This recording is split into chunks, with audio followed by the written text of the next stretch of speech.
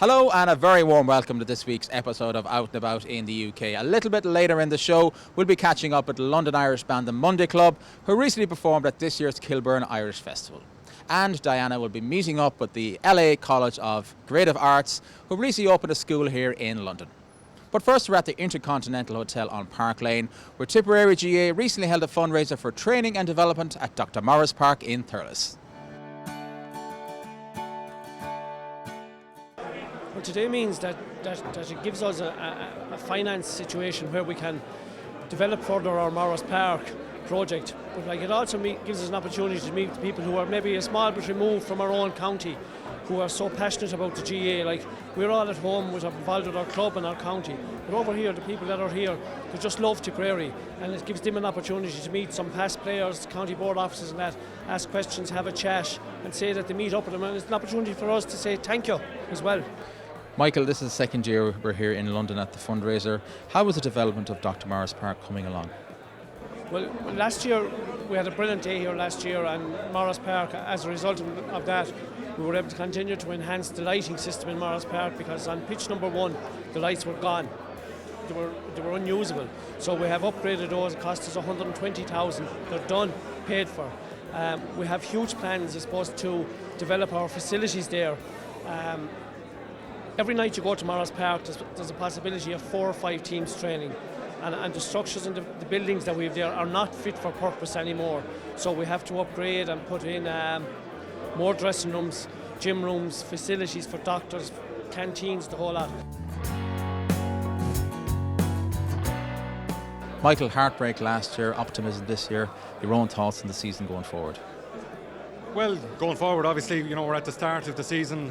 We are looking ahead at the end of a National Hurling League campaign where we didn't get to where we wanted to go, which is disappointing, So, we've had our time. It's been probably 8 weeks since we were knocked out now by Waterford. So, hopefully we spent that time wisely. So we're looking forward now to a challenge with Limerick. We've suffered with Limerick in the last 2 years. So, we watched them closely last weekend. We're very well aware of what we're facing. And a challenge, but look, this is what it's about. This is Championship Hurling. Michael, you'll be succeeding Eamon O'Shea as Senior Hurling Manager in 2016. Did you have to think long and hard about taking the job? Yes and no. It was an unusual set of circumstances. We haven't done it like this in Tipperary before. But really, I suppose, it's something I wanted to do, and when the opportunity was presented, I was always going to do it. But look, that's 2016. This is all about 2015, and my role is just to support Eamon as much as we possibly can, and the team to achieve as much as we can in the journey.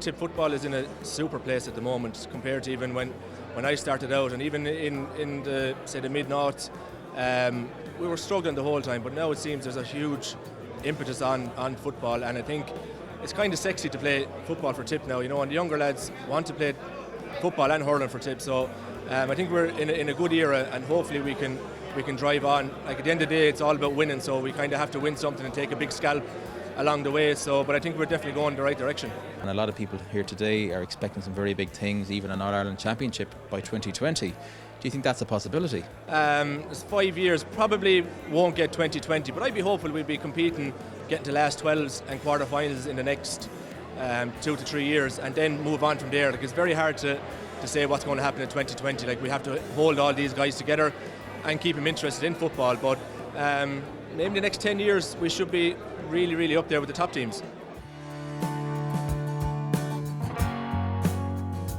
Yeah, it's huge. I think number one, to put on a Tipperary jersey is the most important thing, and I suppose I was fortunate enough. I was brought onto the panel by Nicky English at the time in '99, and 3 years later, we got to Croke Park and won an All Ireland. But I look back at the time and look, I've heard of fantastic players, the likes of Declan Ryan and Tommy Dunn. To go down in history, probably the best hurlers I ever hurled in Ireland, So it was just great at the time, and I suppose you always think you're going to pick up one the following year or the year after, and I finished in 2008 and unfortunately didn't pick up one since then, but look, I always look back with fond memories and play with great players. Oh, and it's your first year of retirement from the inter-county panel. How have you taken to that? It's different coming into the championship. You'll obviously miss it. This is the time of year that everyone gauges themselves for. That's when all the pre-season training is done. Looking forward to the championship, and I'm sure when I see Tip run out against Limerick in Gaelic grounds, June the 21st, there will be a small bit of regret. But look, I had great innings there, 15 years. Would have loved to have one more with Tipperary. Unlucky maybe not to even sign off winning the All-Ireland last year, but look, we had great times, and the memories you'll have will last with you forever. And I'm going to enjoy it now as a spectator, as a supporter, and Tipperary will always be in my heart. Oh, and you're just so proud to see such a huge turnout of people here today. It's amazing. It just really drives home what it means to people from Tipperary that are away, be it in London, America, wherever they're based. But this weekend it's London, and to see how successful they are away would make a player even want to be more successful at home, because I've often seen people away after games, a tear in their eye when Tipperary win, or even when Tipperary lose, and that. So it means something special to see the effort they're putting in behind the scenes for Tipperary to be successful, be it a Munster final or an All-Ireland, and it's just something that everybody's in this together. Michael, apart from London, are there any other plans for other fundraising events around the world? Well, we will be hoping to venture to New York this year.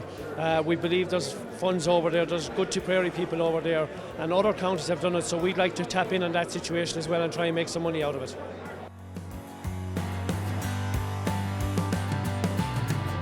Final time at 3,000 sterling. Sold to Johnny Hall.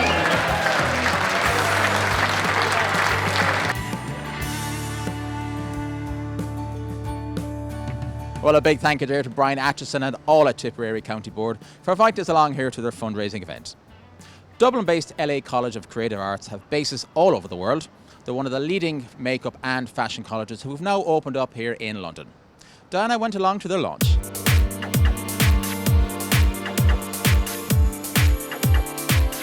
Sarah, congratulations on this very exciting evening. LA College of Creative Arts has officially launched in London. Yeah, that's right, thank you. So from LA to New York, Dublin to Brazil, London, we're finally here. You're offering 3 courses in the summer. Can you tell us a little bit about them? Yes, we are running everything from a one-day course, a one-day makeup artistry course, to a 5-week professional program. So it's designed for anyone with a love for makeup that's not too sure about a career but may want to taste it, or would like to go into the areas of bridal and fashion, editorial makeup artistry, or wants to become a professional makeup artistry. We do types of courses for people that are interested in those areas. And then we're also running a fashion styling program, a 2-week full-time fashion styling program here in Holborn. Here we are with Astrid Carney, makeup artist extraordinaire, may I say. Thank you ever so much. We are here at this incredible event, launching the LA College of Creative Arts here in London. What is your involvement? It's been an amazing evening. Yeah, I was brought in, I'm a conceptual artist, so I do a lot of conceptual pieces. So I was brought in this evening to create 4 different looks. So I brought the team in, so we've got 6 different characters in. So I brought my team in, body artists, assistants, and basically created the whole look for this evening. We saw the looks, they're all very different, all fabulous in their own way. Can you talk us through them? We've got that body paint of we saw in the guy. Hoodie tat, yeah, he's pretty fabulous, isn't he? So he's with his dominatrix. She's leather clad, PVC clad, bobbed a la Irma Thurman, Pulp Fiction. Yes, I make a lot of skin pieces, so I incorporated some of that into this evening. Black gloss lips, which is very, very current, lots of matte products on the lip. That's basically that team. And next on we went with the Goddess, who was one of my favorites, which is phenomenal. Lots of tints of gold, gleam, glitter. Again, a lot of my skin pieces on there again, into the skin, into the face, into the hair, with Swarovski crystals, gold and gleam, Makeup Forever. I use every medium going, so into the eyes, chocolate lips, and and nails, and fabulous contoured skin using about 1,000 products. It's never one product, so it's 1,000 products. And next we have our bride, Miss Havisham of Dickens fame. So obviously we up-tempoed a bit, a bit more glitter on her than she had in those days. So basically high-arched, drawn, wonky brows as if done by a child, that sort of thing. Very enfant makeup, very a la Dior, Christian Dior. And then we moved on to our Mad Max. Lots of feathers, lots of raw. I worked with into the skin. It's everything from aqua, which is a water-based product, into grease products, into the hairline. Lots of aqua play again around the eyes, and 5 different colours on the eyes, from red, pink, brown, blue, everything. And then a very nude lip, because I like to do juxtaposition where something is very, very raw and then something is very, very clean, beautiful. I like that element, and keeping the skin really beautiful again and contoured. Sarah, for anyone interested in potentially coming along and joining in on the courses, where can we find out more information? Well, whether it is just a thought at the moment or it is something you're interested in getting in as a career, we do everything, as I mentioned, from beginners to advanced level.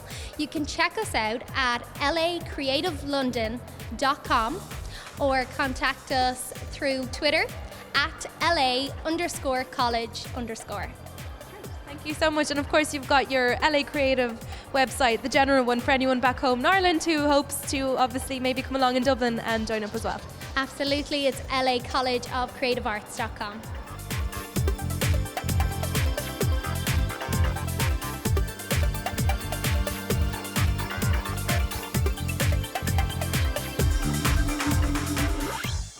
Well, many thanks there to Sarah Walsh of the LA College of Creative Arts for inviting us along there to their opening event. We're going to take a break right now, but do come back to us for the second half of the show.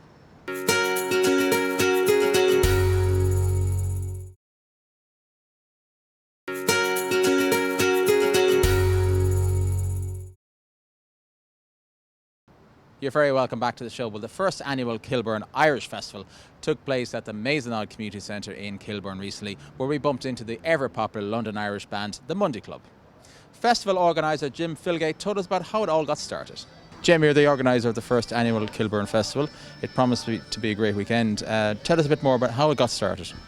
Well, I was having a couple of pints with a friend of mine, Les, who's working the door tonight, and he came up with a suggestion that maybe we should do our own weekend, like a London weekend, and the wheels started turning. So, what's the big acts tonight? Who's playing tonight? We have the Monday Club and the Bible Coach Sundays.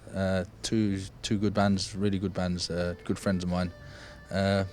What better way to start the weekend off?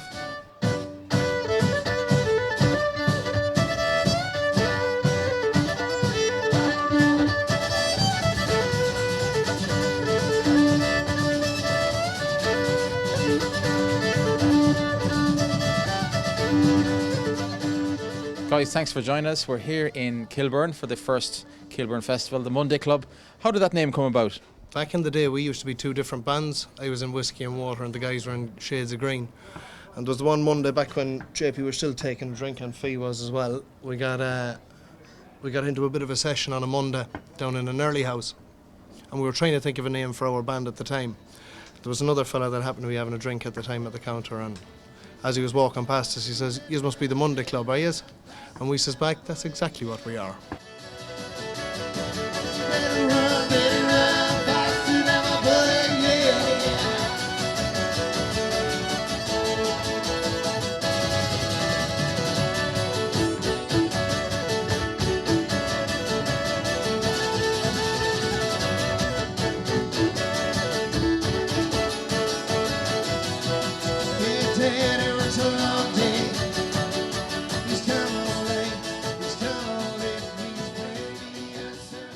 The band actually started with myself first of all before I met the guys. I came over here almost 13 years ago and was into everything, football, socialising, and then I was always into singing and I really wanted to get it off the ground again. So what I done was, with a friend of mine from Donegal, got it back up and running, and it kicked off from there. And then I was fortunate enough then to meet the lovely Fanula, who's been playing here for years. And it took off from there for me then. But as things went on through the years, it breaks down. Certain commitments came into play. We couldn't really get it going as good as I thought. Then Liam came into it. Yeah, 6 years this weekend.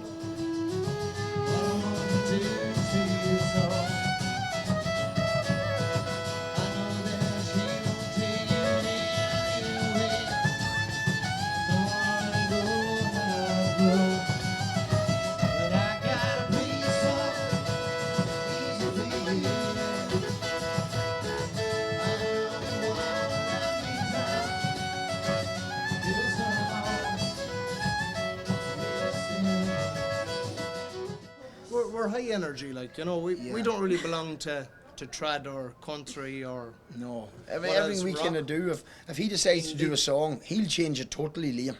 And it'll be a total revamp of what they'll be listening to. Well, that's not the song I'm listening to, but it's the way we do it, then they go, yeah, we love it. The energy is crazy, and it's the chemistry between us, I suppose.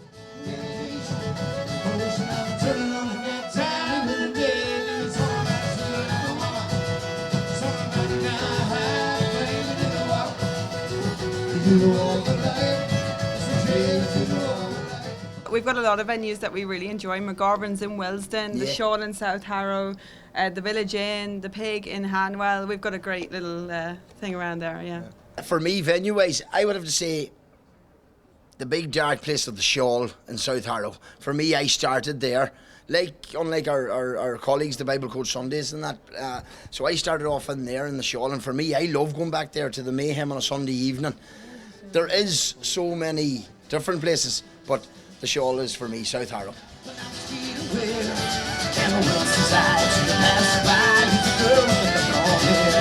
She looked at me and smiled, the bell of violence cried.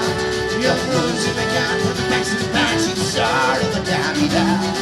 From Matchy Bay, Dirty Pit, calling down the town. No need I see coming, maybe the down.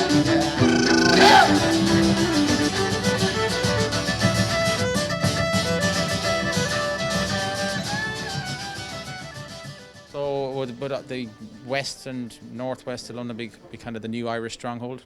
Yeah, for us it definitely will be West London, Northwest London, up to Hendon, Claddering. We travel east the odd time.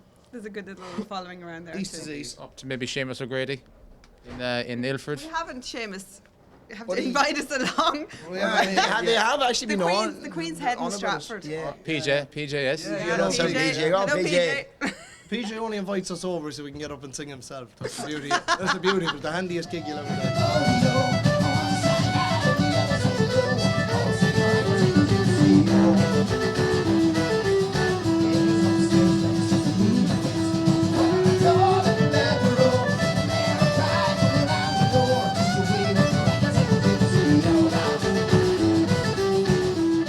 I suppose now, you know, with the way things are at the amount of Irish over here in the last few years, I suppose the scene has never been better. What I would say is when I first started with JP, there was a bit of a lull for people coming over here, but now there's so many young Irish coming over here. They love the crack, they love coming out and listening to the music.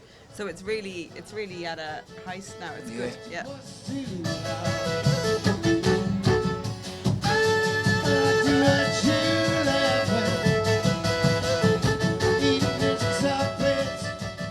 Who's your biggest competitor, or who's your biggest idol within the folk scene? We have the lovely Bible Code Sundays supporting us, so we're very grateful for that. There's none of us competing. Like, we're all kind of part there of must the be one there must be a bit of competitiveness amongst you. Them guys only sold out tonight because we were part of the crack. They know this. That's why they keep joining us. I don't think. No, I think we've got a great little. I mean, the whole Ginger Melodeon charity group that we have going on really demonstrates how much there's no competition. We all really dive in together. We're all there to help people out. I mean, if Liam is away, JP is away, there's only a phone call and we've got someone with us again. So I mean, it's a really good. So you're not actually letting anybody down. We can fill a band if need be by having all this relationship with all the musicians.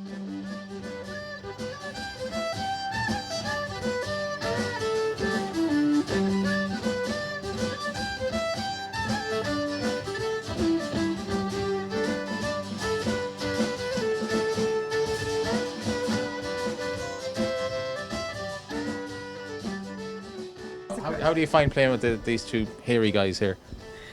Yeah, I think you have to be slightly easygoing, and I wouldn't be naturally that way as a person. Guaranteed.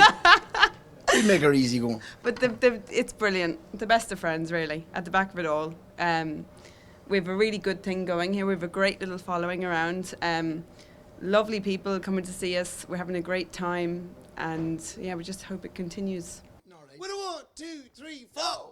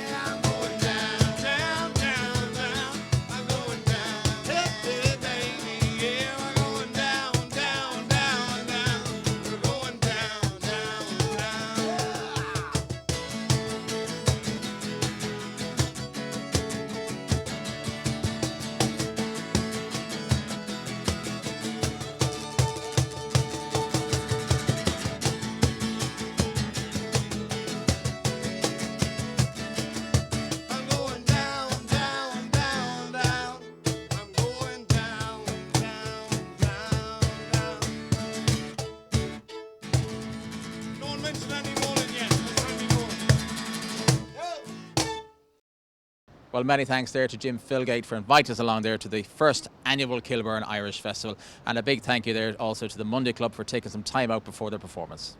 If you'd like to contact the show, send an email to london@irishtv.ie, and you can also find us on Facebook and on Twitter. Unfortunately, that's all the time we have right now, but do come back to us next week when we'll be out and about in the UK.